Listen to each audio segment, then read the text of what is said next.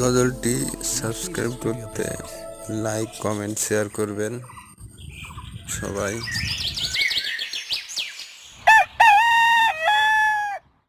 আব্বু শোনো আম্মু শোনো, চক সিলেট দাও হাতে, পাঠশালাতে যাব না মা, যাব নুরানিতে।